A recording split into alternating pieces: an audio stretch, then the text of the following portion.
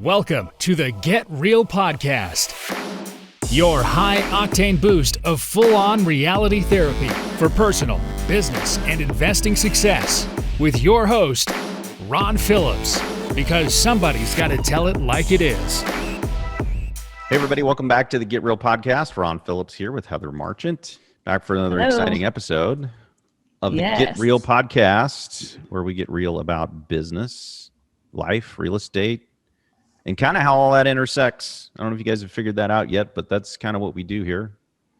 And we're excited. We got another cool show. We're always excited here on this program. I've got another buddy of mine who, Nick and I think everybody that I bring on here I've met in a mastermind. So Nick Legamaro is no exception to that. Nick and I have been friends for a while now, and we met at another real estate mastermind, which is actually, no, it wasn't a real estate mastermind. It was a marketing mastermind. We both are in the same mastermind group, Leadership Boardroom, which means Nick is a really cool guy. Nick, welcome to the show. Thanks, Ron. Appreciate that. Now, why did we have Nick here? He is a cool guy, and we only invite cool people onto the show. But Nick is here to talk about notes. So we've had a lot of people who've expressed a ton of interest in notes, specifically mortgages backed by real estate. There's tons of people out there teaching this, Nick, and Nick's been doing this for a long time. I think one of the main things that, other than that Nick is a cool guy and I like hanging out with him, one of the things that he said in his presentation, it really struck me, was that not only did he create notes, thousands of them, but he sold his company to a bank, to a chartered bank. So you can just imagine with me for a second, after all of the regulations, after all of the craziness that has gone into regulating banks, Nick put together mortgages that passed the muster to be able to be sold to a chartered bank. That's pretty impressive, my friend. Yeah, you should say that again for people. What does that mean? Nick, everybody, that's probably not true. Not everybody knows all the regulations that have gone into the banking industry, but I think people have some kind of a handle on the fact that it's been very regulated since 2008. Extremely regulated. And it took us almost 1 year to complete the due diligence on all of this stuff. And believe me, my partner in Ralex Capital is John Montero. I don't know if you either one of you know John Montero, but he's now gone off into the multifamily space, building new construction and raising capital and doing a lot of cool stuff.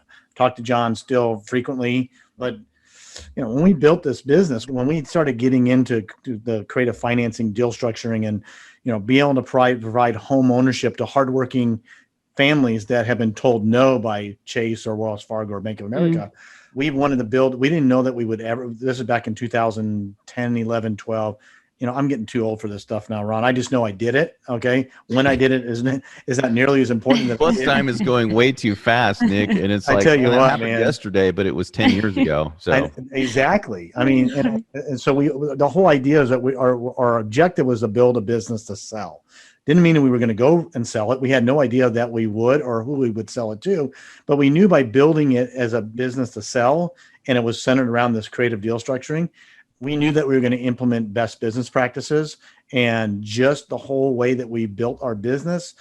And even from the very beginning, before we even put the business up to sell and eventually to being bought by the bank, we were selling mortgage notes to financial institutions way before that ever came up. So we knew the paper that we were writing, although a traditional bank couldn't go out and write it, they could surely buy it, and they loved to buy it because our files were stacked every bit as good as anybody else's. And we had them audited, and all that due diligence and all that, hundreds and hundreds of pages of documentation that goes into stacking a file correctly was what we did. And what I still do today, even though I'm not associated with that company or that bank any longer, but I'm the one that was a deal architect on most of this stuff, right? So I know what a stack file needs to look like. I know what a borrower underwriting file should be. I know enough about Dodd-Frank to really understand what we need to do to make things correct. And a lot of people don't, to be quite honest with you. So I want to see if I understand this right. So you're basically helping individuals get a loan for the home they currently live in? No. So we're like the old subprime. So anybody that's been around a long time understands what subprime is. It was basically could have been a couple different things, but it was really for borrowers that didn't qualify for traditional financing. Today is there's a lot of people out that cannot go down. Hey, rates are historically low right now. We know that. It doesn't mean you can go get a loan for that amount. I mean, some people can. If you're what we call a pretty borrower and you work for, Pepsi Cola or Frito-Lay and you have a pretty W-2 paycheck that comes in every 2 weeks and all those things, and you check all those boxes in the right DTI and you don't have any blemishes, oh, great. Then you can get a 2.5%, 3% loan. But that's not the landscape of America today. Most people don't have that type of employment. In fact, coming out of COVID, a lot of people aren't even, if they're even working today, a lot of them aren't working in the same job they used to have. They've had to make a career change and shift verticals completely. And as a lender, that's the last thing you want to see. Yeah. And some of those people are making more money now than they were making before because absolutely. of And they're doing in something, people that got laid off that were a department manager for Macy's because retail went down the crapper during COVID. Now they're doing something entirely different. Well, they got to restart that whole 2-year process. It's extremely different. But more so than that, it's about there's people that can't not go get a traditional bank loan. And it's not that they don't a lot of verifiable income or whatnot. They just don't check the right boxes. And after the banks got their hands slapped in 2008, they're extremely stringent on what they can do. Here's a perfect example of this. In March of 2020, for 100 people that had been qualified for a bank loan, that checked all the boxes. I'm talking traditional lender qualifications. Yeah. That checked the box. 100 out of that 100 that got qualified in March of 2020, if you were to go to August of 2020 after the pandemic had set in, only about 65 or 70 of them would now qualify, and nothing's changed in their job, in their employment. What changes the bank's perception of risk. And that's a huge problem. And that's where we are today. There's a lot, like I own multiple companies. I don't get a salary. I'm not an employee. I get distributions and things like that. I can't go down and my employees can easily go get a loan for a bank from a bank to go buy a house. Even if I have all the cash in the bank to pay cash for it, I still can't do it. They don't like people like us because we don't fit that pretty borrower box. And that's where the majority of the population is. I was just on a conversation and a call with Jay Connor. I know, Ron, you know Jay. I do. And he was saying that the number is like above 60 or 70% now that can't go get traditional financing. So that's where we are. That's what we used to do. So we create our own notes when we can, but we also buy notes and then we have to clean them up and structure them and do both because we can't just, it's really difficult to go out and as much demand that we have for notes. And we can talk about that here as we go along. I just can't go build everything. I can look at them and I can fix them, but I can't necessarily go create everything from scratch. So when you say build, what does that mean? Build and structure a note? Yeah. So like a lot of the stuff that we've done is that we would go find a property for the buy. We'd fix the property. We'd sell the property on seller financing because we were the owner. And then we would be the bank. So instead of the buyer going down to get a traditional loan, we would be the bank, right? So we become the bank, we write the note, and now we are the buyer of the property, we're the seller of the property, and now we're the bank, which is the ultimate goal and what we're here for, and really how people can become the bank. Now, a lot of people aren't going to be able to go do that, but you can go buy notes from somebody that was created the bank. So here's something, I'm a stat nerd and I'm all about stuff like that. So what people don't realize is that how much seller financing exists in the marketplace today. And what I mean by that is how much money is lent annually that is lent by businesses or banks that aren't named Wells Fargo, Chase, Citi, whomever. Okay. It's about $26 billion. Okay. That's $26 billion. That's billion with a B. I don't even know how many zeros are on the billion because I don't have that kind of reason to know, but billion is a big number. We would agree with that. 26 billion. So that means there's 26 billion in the last 4 years, Ron, there's been over $100 billion in privately created mortgage notes on single family, multifamily businesses, land that have been done in the marketplace. that most people don't even know exists. Not only do they don't know that it exists, they don't know that they can be the bank to do that, and they don't know that they can actually purchase mortgage notes that have been created by individuals and put it into their retirement account or into their portfolio from an investment strategy. And so one of the things that I heard that you do is that you go out and you buy these that aren't done properly, right? Yes. And you fix them. It's kind of like rehabbing a house. Everybody who's listening is familiar with rehabbing a house, right? So one of the things that you said is you create the notes by rehabbing the house and selling it on or financing it yourself. The other thing that you do is you go out and you find notes that were not properly structured. Structured is probably not the right word, but all the paperwork and everything the file is not right. And you buy those, and then you rehab the note itself, and then repurpose that note, keep it yourself, or sell it to someone else, like you were just saying, for their retirement accounts or just for an investment for their portfolio or whatever it is, right? Because there's some really great benefits to doing that, but you do both of those things. You not only create the notes, but you also rehab notes and then resell those notes. Yeah. I mean, and so here's the way to look at it. Because it's really hard for me to recreate the trail of crumbs, if you will, from when the seller wrote the note 5 years ago. What we see in that $26 billion number we was talking to, 95% of all those notes were written by what I call mom and pops. Okay. They're individuals that maybe do one or two of these. They don't have the skill sets and the underlying knowledge level really to really write it for their best benefit. They'll write a 3% note. Okay. Instead of, even if you don't use Dodd-Frank, which you should, you're not required to if you do less than 3. If you're only doing 1, it doesn't matter. But Dodd-Frank says I can write a mortgage at APR plus 6.5%, which is APR is the annual prime offer rate or average prime offer rate. And right now it's about 3. So that means in theory, I can write a 9.5% loan and still keep it qualified and conforming if that's what I choose to do. And that's what we want to do. Because as inflation goes up and rates go up and you have a really low interest rate note, well, then you're going to have to discount the heck out of it to get a yield that you want to have as an investor. That's what we come in. So, but to the cleaning up part of it is we see stuff all the time where they didn't take a 1003 application, for example, just a general application, or they're not using a servicing company, right? Which is servicing companies. Which is one of the bazillion different things in Dodd-Frank that you have to do, right? What's a 1003 application? Sorry. 1003 is just a standard application that somebody would fill out for a loan, right? It's loan application. A loan application, yeah. But, they might have sold it to their neighbor and they might have took $500 cash down payment. They've been knocking on the door the first day of the month and giving them cash for the payment. They're not escrowing tax and insurance. They oversold all the things that a servicing company would do. Or we would do, or underwriter would do, or a bank would do, like prior to going and trading that payment. Because it's all about risk, right? It's all about assessing the level of risk that you do when you take over a mortgage note. Now, here's the best part about mortgage notes. It's secured.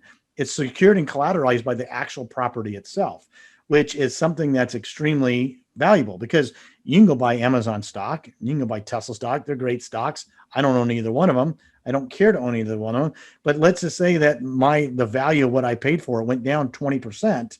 I'm not going to go knock on the door of Elon or Bezos and say, hey, I need to cash out of this deal. Can you pay me what you lost on my investment? And the absolute answer, if you can even get one, would be absolutely not, because that's the risk that you take when you do investments like that. Right. And that's what upfront. But we teach, and what I preach is how to be a bank. Okay. Mm-hmm. And what does that mean? It means how to be a lien lord, not a landlord. And there's nothing wrong with being a landlord. I prefer to be a bank and the reason being is really quite simple. Banks are very strong and powerful and make a crap ton of money doing what they do. And they don't practice what they preach. They tell you to put your money in a CD, or they tell you to go and do this. But what do? They go out and do something entirely different because they learn how to control, not own. Banks don't own real estate. They control it though. And they control it by having a lien on the property. because they're going to give you $100,000 to go buy the house. It's your house as long as you pay for it. The minute you stop paying for it, then the bank's going to step in and try to figure out how to get their money back. And that's really what it is. So there's a reason why the biggest buildings in every town that you go to are banks. You look up any downtown, you're going to see Bank of America, Wells Fargo, Frost, Third Bank, whoever it is, wherever you are, that's what you're going to see. You're not going to see anything else. You're not going to see the names of hedge funds on a lot of tall buildings in downtown skyscrapers. But there's nothing wrong with that model. It's just what I choose not to do, because if it's good enough for the banks, it's probably good enough for most people. Okay. So how is it different than owning rental property? I mean, you own the note, right? You own the mortgage, so to speak, on the property.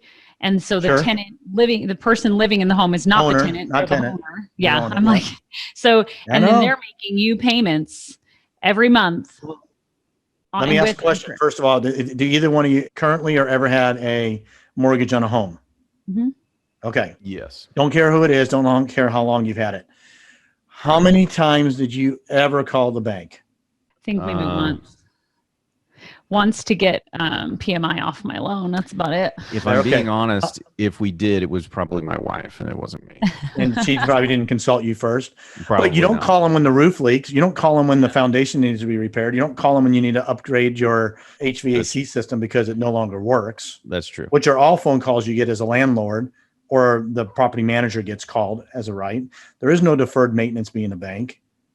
Now, you don't get depreciation, but depreciation. And I always say, if depreciation was that great, and I love depreciation, don't get me wrong, and it definitely has its place in for a lot of investors. But if it was really that good, I think banks, as greedy as they are, they would probably figure out a way to get depreciation too. So they'd rather have it in an amortized fashion. Because here's the thing, and I think we've learned this over the past year. I know this for a fact: banks always get paid. When you own a note, that's exactly what you are. You are the bank, right? You own the note to that property. Banks always get paid. They may not get paid today. They may not get paid tomorrow. They may not get paid for a year from now, but they will get paid. And the reason why they will get paid is very simple, because they control the asset, because they have leverage because of what you signed as a borrower. If you don't pay, they have things they can do. For example, right now, what do? You can't pay. What do they say you can do? Well, we'll give you forbearance. What does forbearance really mean? All it means is when it's going to money. It's actually a great strategy for a bank if you can afford to do it, because all you're doing is pushing that to the back end of the note, and now you're getting amortized payment on that too. They don't give a crap if you don't pay them for another 6 months. You're just extending the life and how much money they're going to make on it, because banks don't die, right? Banks live forever, and because they're an entity, and they just want, when you run an amortization schedule and you see what that is and what you're able to get as a result of it, they don't care. That's an interesting point you bring up, because we've talked about amortization schedules a couple times, Heather, but we haven't really dived too deep into the reason for the amortization schedule, because I think there's a lot of people out there who just haven't really ever looked at one and don't understand what it means. They just figure they're paying principal and they're paying interest every month, but they don't understand where the interest is paid and where the principal is paid and how that works on an amortization schedule. Yeah, true. So speak to that a little bit, Nick, because there's a reason why the amortization schedules are set up the way that they are. Well, I don't know who got that passed, whenever that was in the 70s or whenever they started amortizing loans, but it's crazy. I mean, it's almost like loan sharking legally, right? I mean, in a lot of ways, you're going to pay me all my money first, and then I'll let you start paying down your principal balance. It's really what it is. So if you have a $100,000 note, for example, and it's at 10% interest, I don't have my financial calculator here, but I can guess on it, and it's a 30-year term. First month, it's probably going to be somewhere around $990 going to me in the form of interest, $10 going towards you in your principal pay down. So now your balance dropped $10, and I just got paid $990, for example. So over the course of the year, on a 10% note on $100,000, it's pretty easy calculation. It's about $10,000 in interest, right? I think that's right. It should be. And so my cost is mitigated every year. My risk is mitigated every year because I just lent you $100,000. 1 year amortization means now my risk is $90,000, but you still owe me $99,990. Year two goes by. Now my cost basis or my risk is dropped down to $80,000. You still owe me $99,600. And you go on and on. So in 10 years on an amortized note that has a 30-year term, I'm cash neutral. And that's just the cash portion. I still have the collateral in the form of the property, regardless if you owe me $5 or $105,000.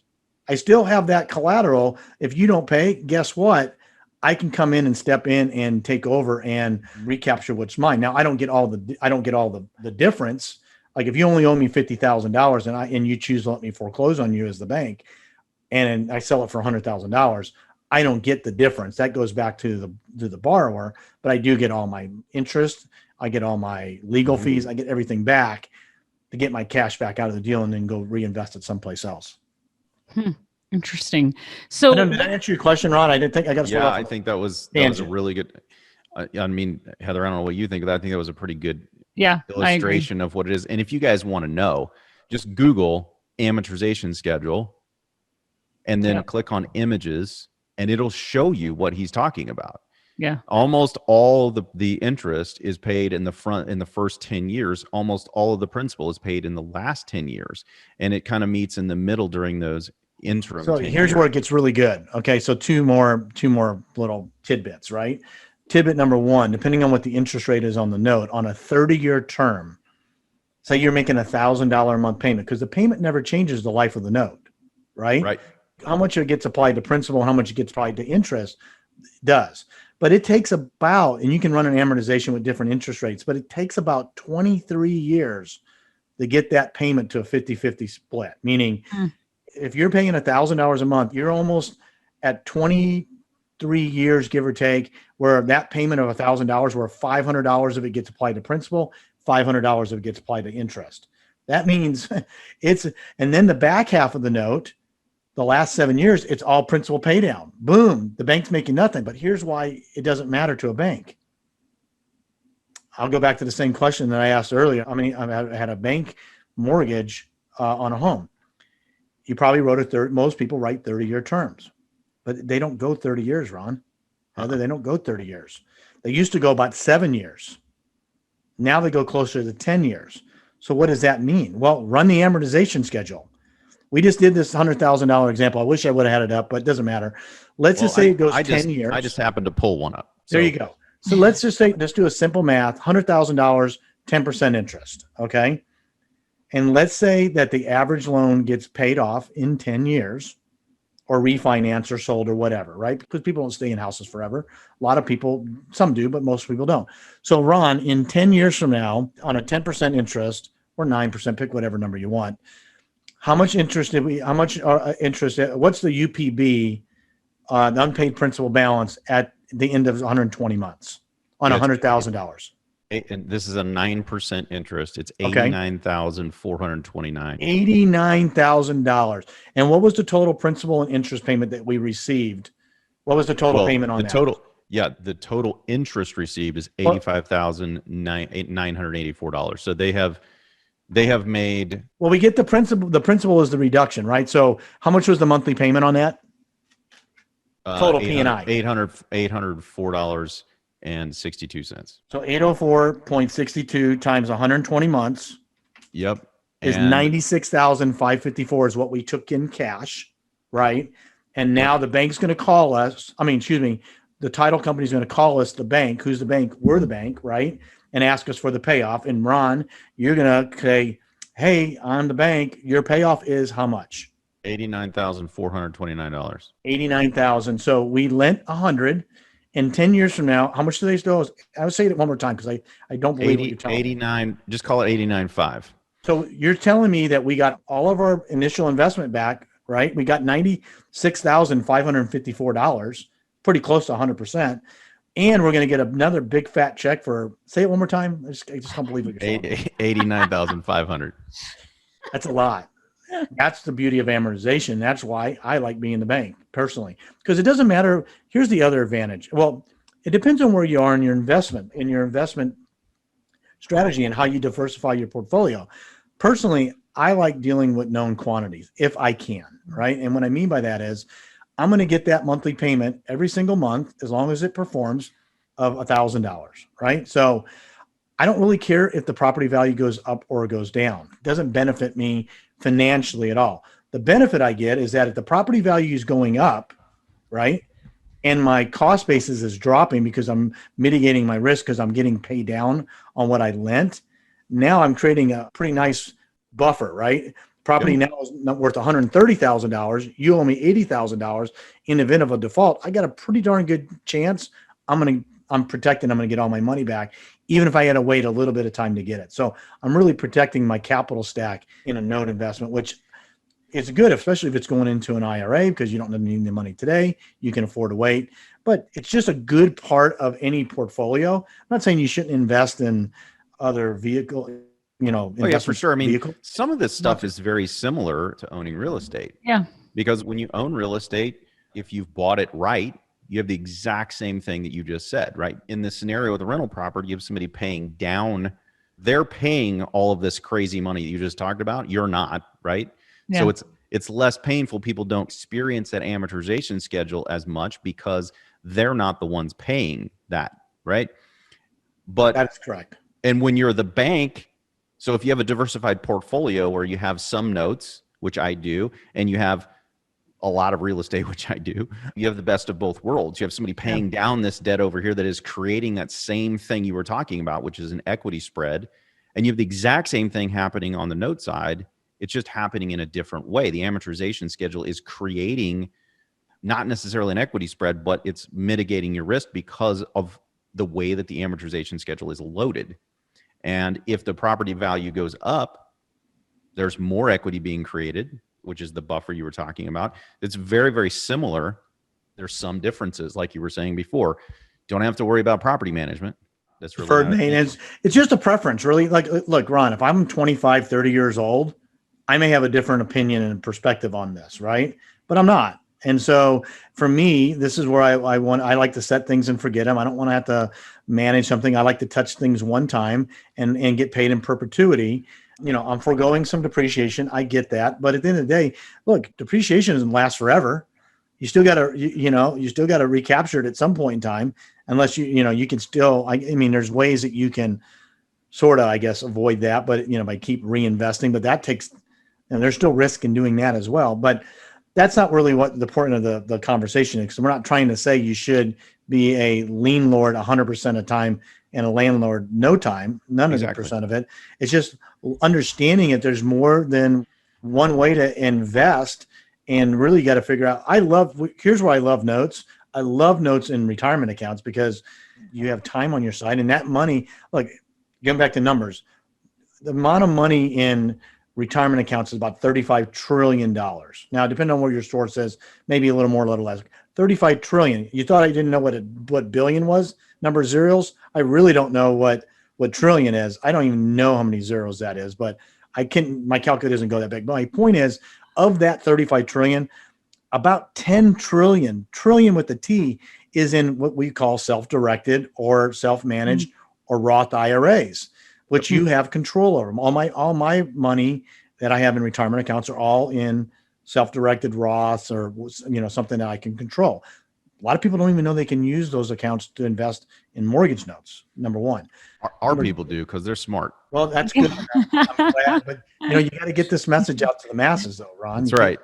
Shout out to everybody out there who's been listening. You guys are all smart. Just hold all this to yourself and to a few select group of people. It's not fair. But my point is, of that $10 trillion, about $2 trillion of it is sitting idle in these retirement accounts, making nothing. Literally making nothing. It's a cash account. $2 trillion. Yeah. Oh my God, are you kidding me? Just think if you could take that. That absolutely boggles my mind. I don't get it either, but it's there. And that's the point. That's why I like talking on this kind of stuff, because maybe it'll trigger somebody to say, oh, you know what?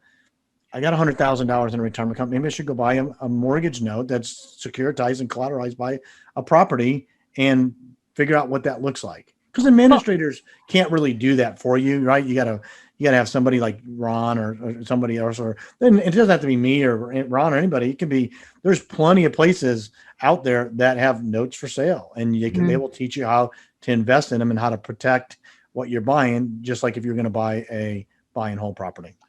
Man, we're going to have to do a follow-up on this because I have so many questions. But Ask. one thing I like about this is that you're finding a way to help people who want to own a home and are at this point unable to, right? So you have someone living in the home who's very interested in taking good care of it, and they're very interested in making their payments, maybe even a little bit more than a tenant would, right? Because they have ownership. It's exciting, right? So that's something that I see as a difference. And I agree with Ron. I think it's a great way to mix up a portfolio that's backed by a hard asset.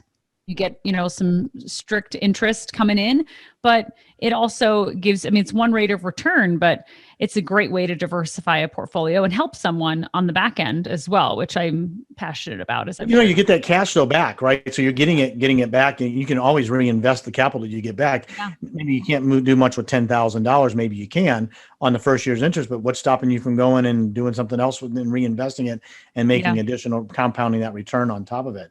But, it's interesting. You talk about, providing home ownership to hardworking people, but there's another side of that equation, and the side of it is how we acquire, right?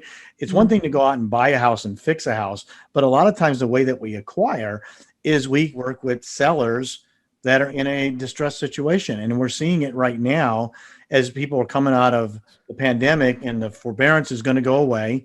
Eviction moratoriums are going to be lifted, so you got tired landlords that are providers of this information of the property as well. But just in the last 2 days, I just got off a call before I got on with you, and that's why I was a couple minutes late. Got a call. Lady's got a house in Tulsa, Oklahoma. Okay. Mm-hmm.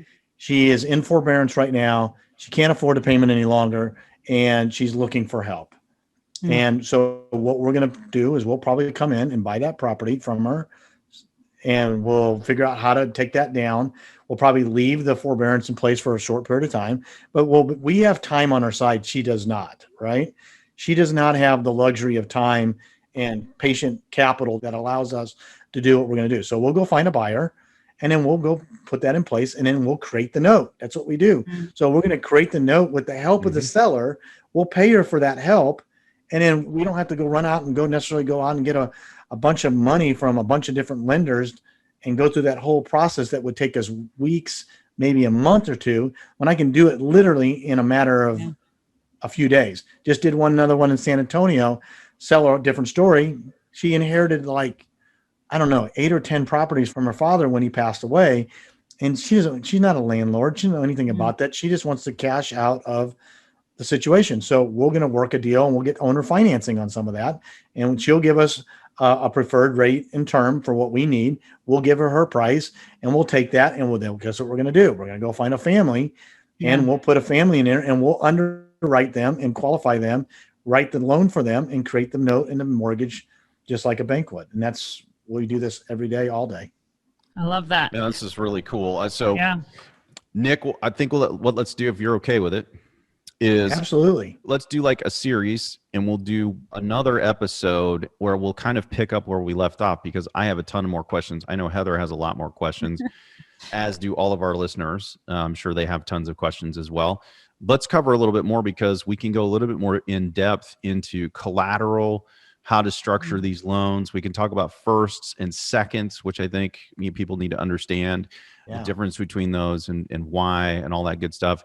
And then I think we should probably talk about the risks associated with this, like what happens when people don't pay, right? Absolutely. So everybody stay tuned. Next week, we'll have Nick back, and we will do a series 2, part 2, where we'll get into all of that other stuff. Because this was, Nick, thank you so much for coming. This was awesome. Good. I'm glad I could help. Tons of information. And I think when we pair both of them together, I think people are really going to get a good feel for what notes are. It's a really deep concept to understand entirely, but I think they'll get a really good flavor. The last thing I'll say about that is that people just don't know. There's nothing on HGTV or Flip and Flop that or this or whatever else. There's nothing there's nothing out there, right? There's no show that shows you go, hey, I'm going to make this cool note, and I'm going to show you I'm going to get paid on it. I'm going to rehab a note that wouldn't be as sexy of a show, Nick. Yeah, right. There would not be a lot of episodes, and I don't even know what the hell it would look like. But it's not what the masses see, and so if they don't see it, they don't know what to do with it. And doesn't mean they don't want to do something with it. And that's what we have to do. We got to use these other platforms to sort of educate and let somebody make an informed decision on if it's the right thing they want for themselves, whether it's a note or a physical property, the cash flow. And I'm going to launch a page on our website for people with additional information like we did when we talked about whole life insurance, these deep concepts that our clients, I know we're going to want more information on. We're going to do rpcinvest.com/notes, plural. So that way we can upload some additional content and information for people listening on the podcast. So that way they can gather some more details, let us answer some questions there as well. So, yeah. And then if you guys are interested in actually acquiring notes, then, you can go to that site and there'll be a place there where you can enter your information and somebody will contact you about it. So Nick, appreciate it. All right. Until next time, everybody, get out there and make something happen. All right. Thanks, guys. This has been the Get Real Podcast. To subscribe and for more information, including a list of all episodes, go to getrealestatesuccess.com.